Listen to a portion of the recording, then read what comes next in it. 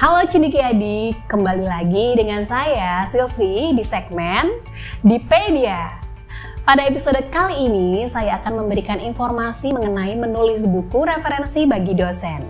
Nah sebelum itu, yuk pastikan Anda sudah menekan tombol like, share, dan subscribe supaya Anda tidak ketinggalan info-info menarik lainnya dari kami. Perlu Cendekiadik tahu, dalam dunia akademik kebutuhan buku ilmiah saat ini sangatlah tinggi dan beberapa adalah merupakan hasil karya tulis dosen. Jenis buku di dunia akademik yang banyak digunakan antara lain adalah buku ajar, buku referensi, modul buku ajar, diklat, dan lain sebagainya. Masing-masing dari buku ini memiliki fungsi yang secara garis besar adalah sama, yaitu untuk mendukung proses pembelajaran. Selain itu, bagi dosen sendiri juga bisa membantu untuk melaksanakan tridharma. Berbicara mengenai buku di dunia akademik, tahukah Cendekiadik bagi seorang dosen adalah suatu kewajiban untuk menulis buku. Salah satunya adalah buku referensi, yang kemudian menerbitkannya sesuai dengan aturan penerbitan. Lalu bagaimana pedoman penulisan buku referensi itu sendiri? Yuk simak videonya sampai akhir ya. Sebelum masuk pada pedoman penulisan buku referensi, sebaiknya kita memahami dulu apa itu buku referensi. Nah, buku referensi yang ditulis oleh dosen adalah suatu tulisan dalam bentuk buku yang menyajikan hasil dari serangkaian kegiatan penelitian yang orisinil, mendalam, dan menyeluruh pada satu cabang ilmu. Nah, buku referensi ini berisi mengenai penjelasan suatu pembahasan yang diambil dari hasil penelitian yang panjang. Penulis buku referensi biasanya adalah seorang dosen yang menjelaskan isi dari hasil penelitiannya sendiri maupun penelitian dosen lain di cabang ilmu yang sama. Buku referensi adalah buku yang disusun oleh dosen dan digunakan oleh kalangan dosen. Kegunaan atau penggunaan dari buku referensi ini sendiri adalah untuk menjadi pegangan dosen dalam mengajar dan melakukan penelitian. Baik, sekarang kita akan masuk ke dalam ciri-ciri buku referensi.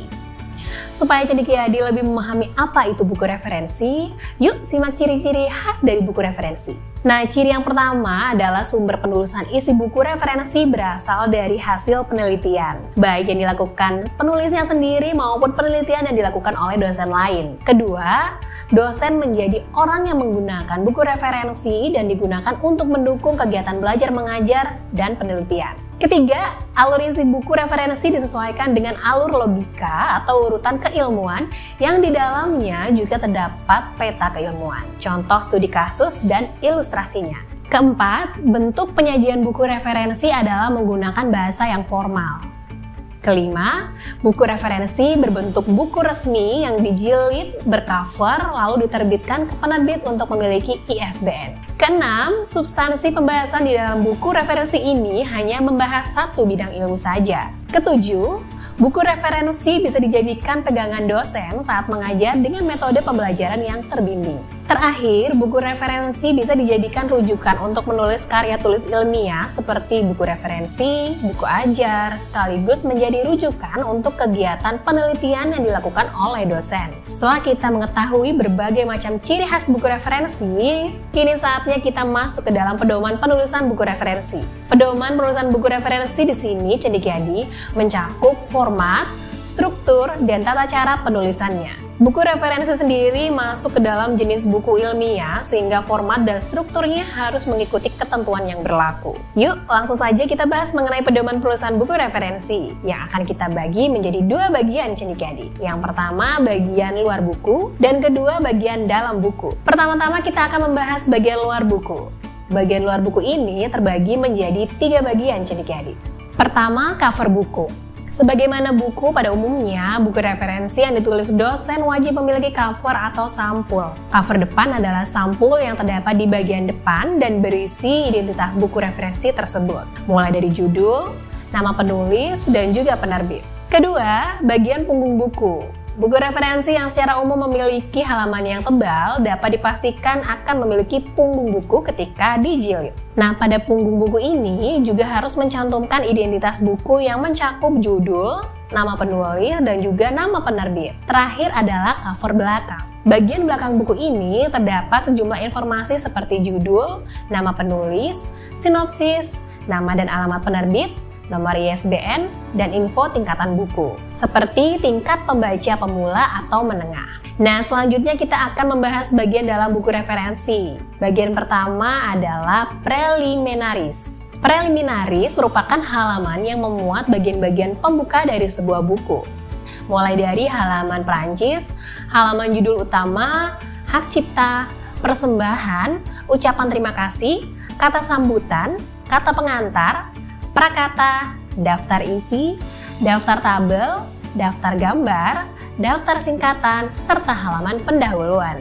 Masing-masing halaman itu tadi dibuat khusus di satu halaman atau lebih, sehingga pada bagian preliminaris ini terdiri dari beberapa halaman dengan isi yang berbeda-beda sesuai penjelasan tersebut. Bagian kedua yaitu bagian isi utama buku. Isi utama buku merupakan batang tubuh buku referensi yang disusun oleh penulis. Pada bagian ini, penulis bisa memaparkan hasil penelitian yang menjadi inti pembahasan di dalam buku referensi yang disusun. Bagian ketiga dan terakhir adalah postliminaris. Nah, pada bagian ini merupakan bagian penutup yang terdiri dari lampiran epilog, daftar istilah, halaman indeks, dan juga biografi penulis. Selain mengikuti format dan struktur penulisan dalam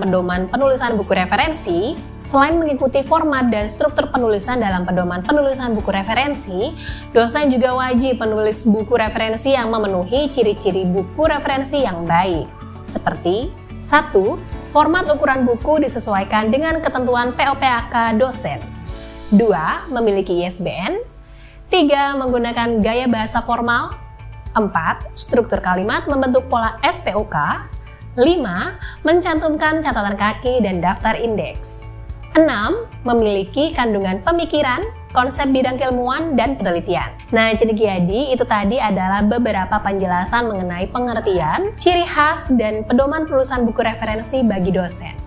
Sebelum kita akhiri episode kali ini, jika Anda masih merasa bingung dalam menulis buku referensi, kami dari Penerbit Publish dengan senang hati berbagi e-book mengenai pedoman penulisan buku referensi bagi dosen secara gratis loh. Bagi Anda yang ingin mendownload e-booknya, bisa langsung cek link di deskripsi ya. Saya Sylvie, sampai bertemu di episode selanjutnya. Terima kasih.